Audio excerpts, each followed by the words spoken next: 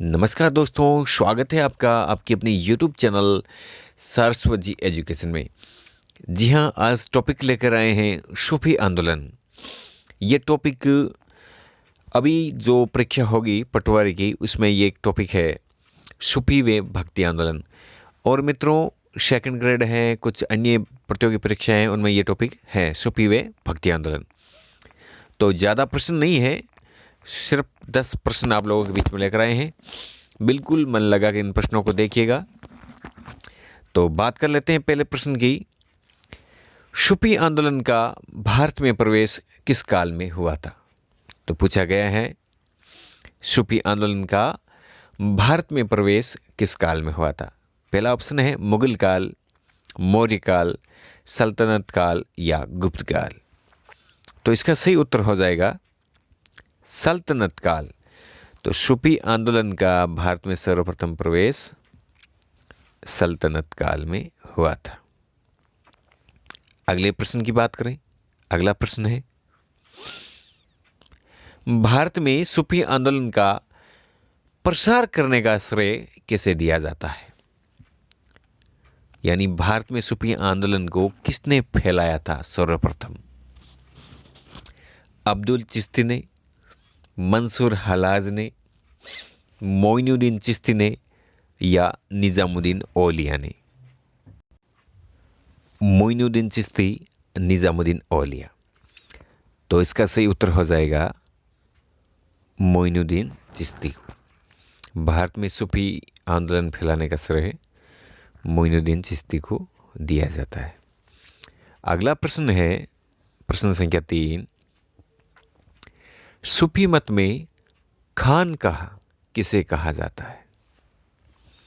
सूफी मत में खानकाह ये शब्द है, इसका अर्थ क्या होता है या सूफी मत में इसको क्या कहा जाता है? ऑप्शन है मंदिर, घर, आश्रम या शिष्य। तो इसका सही उत्तर हो जाएगा सूफी मत में खानकाह कहा जाता है आश्रम को। सूफियों के जो आश्रम होते थे उसे खानकाह कहा जाता है। अगला प्रश्न लेते हैं, भारत में चिश्ती संप्रदाय की स्थापना किसने की थी?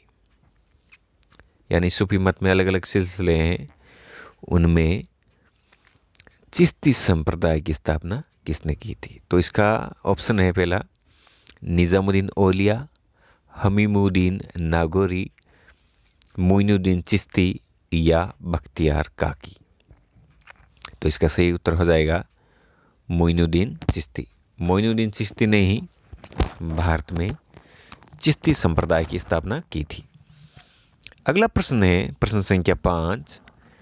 मोइनुद्दीन चिश्ती ने भारत में चिश्ती संप्रदाय की स्थापना कहाँ पर की थी? ऑप्शन दिल्ली में, नागौर में, अजमेर में या फतेहपुर सीकरी में। कमेंट बॉक्स में कमेंट कीजिए कहाँ पर की थी। बिल्कुल सही। तो इसका सही उत्तर हो जाएगा अजमेर में। अगला प्रश्न है प्रश्न संख्या 6। किस सूफी संत ने नागौर को अपना प्रमुख केंद्र बनाया और वह किसान की भांति उन्होंने जीवन बिताया? तो ऑप्शन देखते हैं मोइनुद्दीन चिश्ती, हमीमुद्दीन नागौरी, निजामुद्दीन औलिया या सलीम चिश्ती। वे कौन से संत थे जिन्होंने नागौर को अपना केंद्र बनाया? तो वह संत थे हमीमुद्दीन नागौरी, जो एक किसान की भांति अपना जीवन उन्होंने गुजारा था।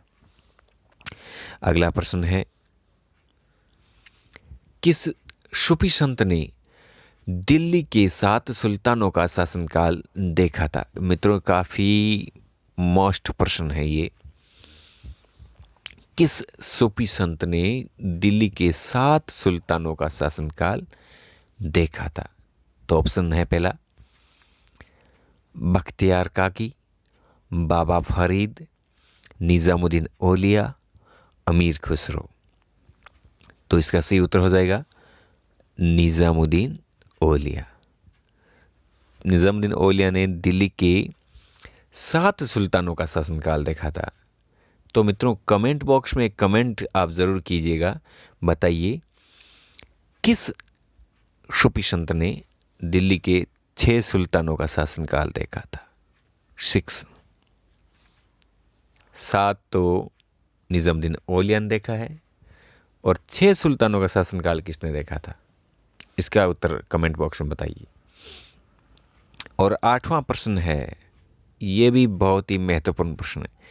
दिल्ली अभी दूर है, यह प्रसिद्ध वाक्य किस सूफी संत के हैं?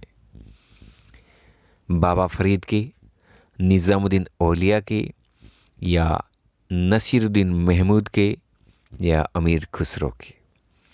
तो इसका सही उत्तर हो जाएगा, ये वाक्य है निज़ामुद्दीन औलिया के।